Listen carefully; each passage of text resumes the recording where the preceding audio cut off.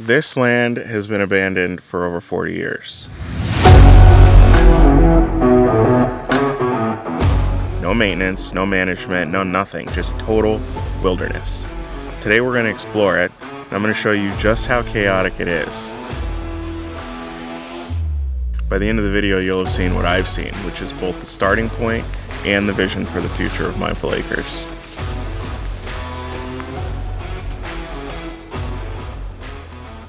Alright guys, first I'm going to take you on a tour of this place so you can see how crazy it is.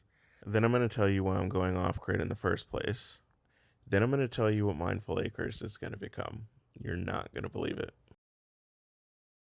So everywhere you look out here, it's complete chaos. You see these invasive shrubs, these are called mountain laurel. They're everywhere. They've completely overtaken this place. You can see here, they're shooting up like 10 feet. Other places, they're like 12 feet, 15 feet high. You've got trees that are just twisting on themselves. They're sideways. They're split into multiple trunks. And they're all competing for sunlight. They're all competing for water, for mineral resources, because the space is overcrowded. See, and that crowding has actually stunted their growth. You've got some trees that are just as old as these big ones, but they're still small because they haven't had enough sun or enough water or enough space to grow. And then you've got the fallen ones. There are literally dozens of them. They're everywhere.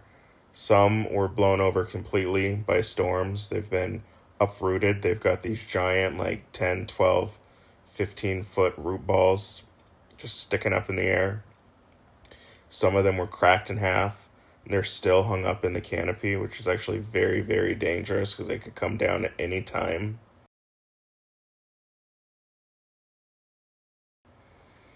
And then you've got others that are completely dead, but they're still standing. And those are also super dangerous because they could come down at any time.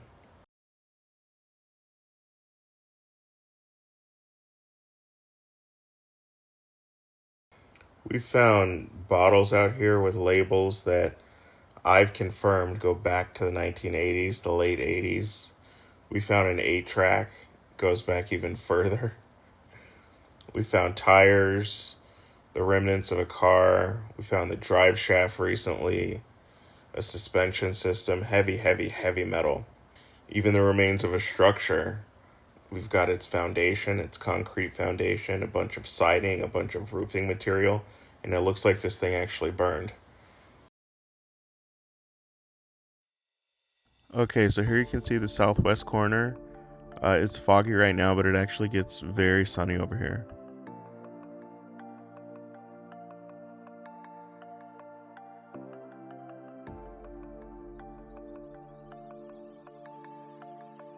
Okay, and right in front of us is the road. You can't really see it, but beyond it, this is government-owned land. It's recreation land, 70 acres that's probably never going to be developed. Okay, and now standing roughly at the center of the property, we're going to do a little spin move here. Down over there, that's the western line.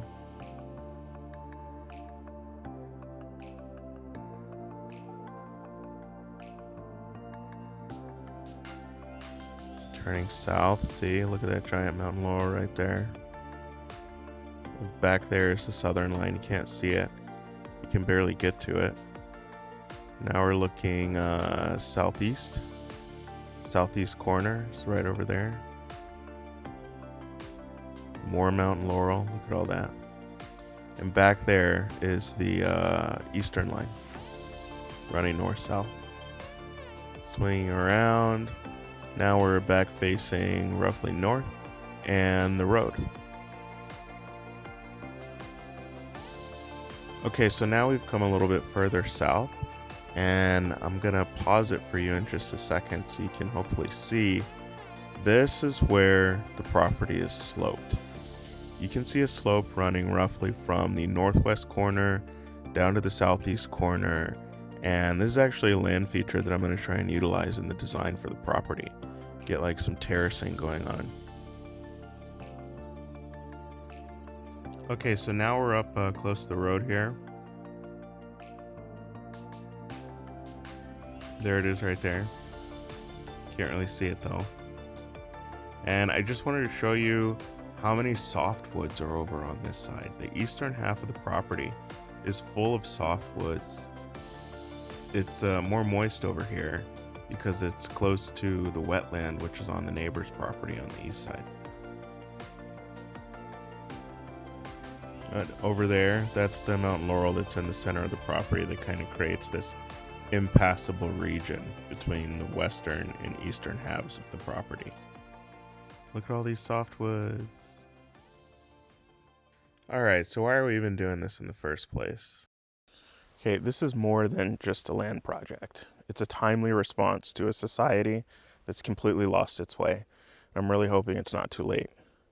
See, look, we've built a world where most people trade the best years of their lives for the promise of a retirement that may never come. We spend decades working jobs that drain us just to afford lives that don't really fulfill us. The average person works 2,000 hours a year for 40 years, hoping to retire for 10, giving away nearly half of their waking lives in the process. Half of their lives. Meanwhile, the top 1% now hold more wealth than the entire middle class combined, and upward mobility is at the lowest levels I've ever seen in my life. Housing costs have tripled since the 1990s, and wages haven't kept up, which puts home ownership and generational wealth building squarely out of reach for most people. 60% of Americans live paycheck to paycheck, and for the majority of people, more than a quarter of their income goes to paying debt, which is bullshit. We're told this is normal. This is not normal, and it's not okay. Our political system has been captured by the wealthy. We have billionaires openly buying elections. Political divisions that are so extreme that people can't even talk to each other. Families are being ripped apart, friendships are being sacrificed to ideologies that serve no one really, except for the billionaires at the top getting rich off of us. A decade after Citizens United, it's the same handful of donors that are funding both sides of the aisle, and they're dictating policy from behind the curtain. In social media, it doesn't just distract us anymore. It nudges us down predefined tracks toward predetermined outcomes. We're fed stories that keep us anxious, divided, and compliant little workers. The average person spends 4 hours a day on their phone being social. Yet, loneliness and alienation are at record highs.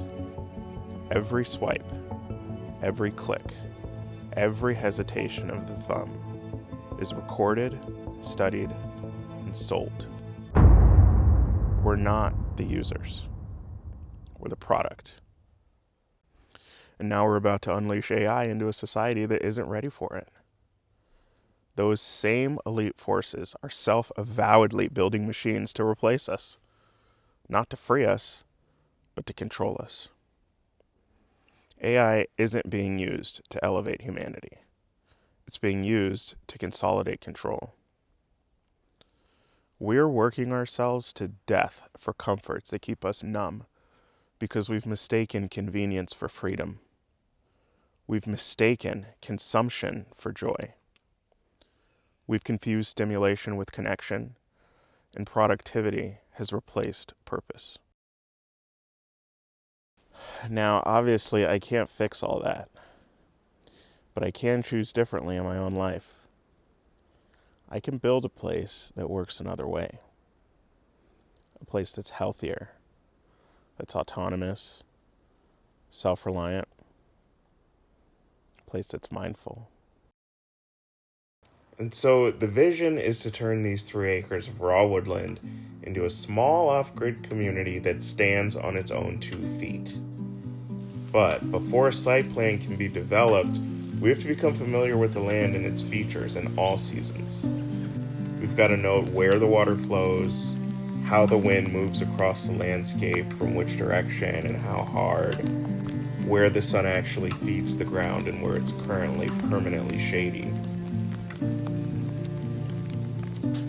So my goal today is simple. It's to capture the land exactly as it is. I need a clear, complete picture of the property, all of its elements, all of its features, in their raw starting state. By walking every inch of this place, I'll bring the whole property into view. I'll start to see it as one connected piece and begin to be able to imagine what it could become.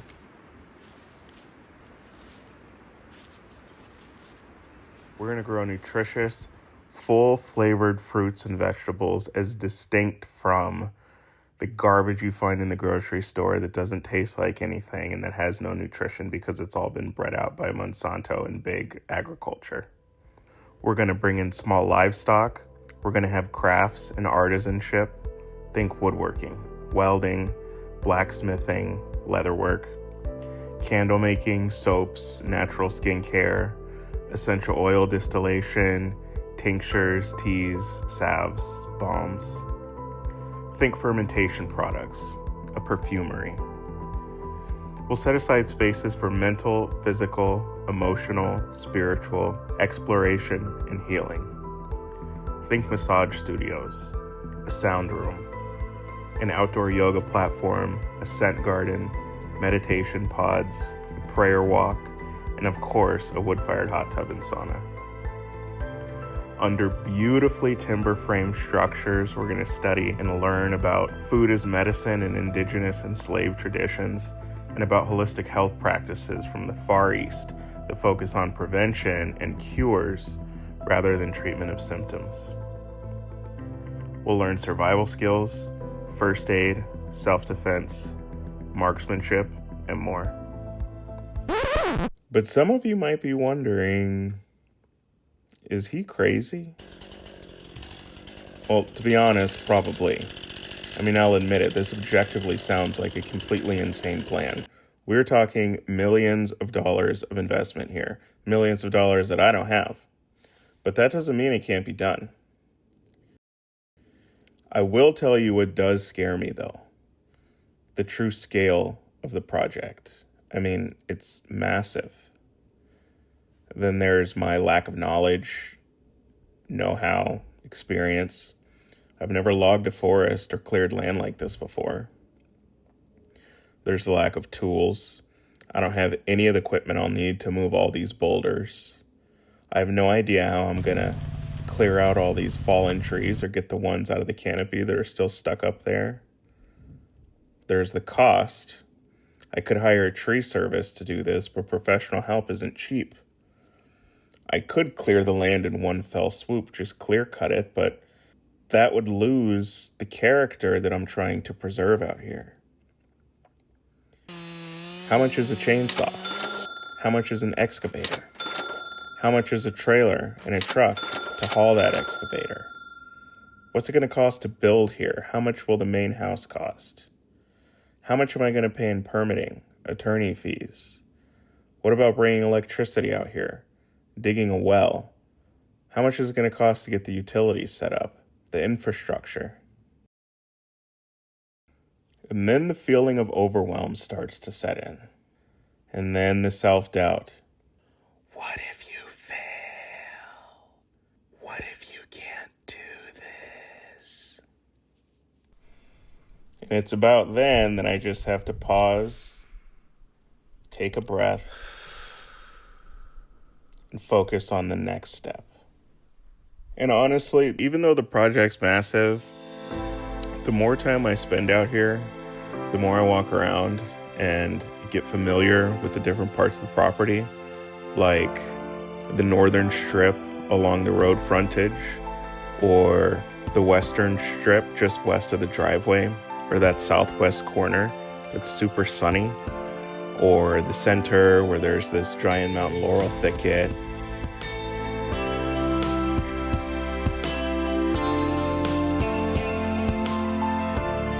Or the eastern half of the property that's got all the softwoods on there, the pines, the hemlocks.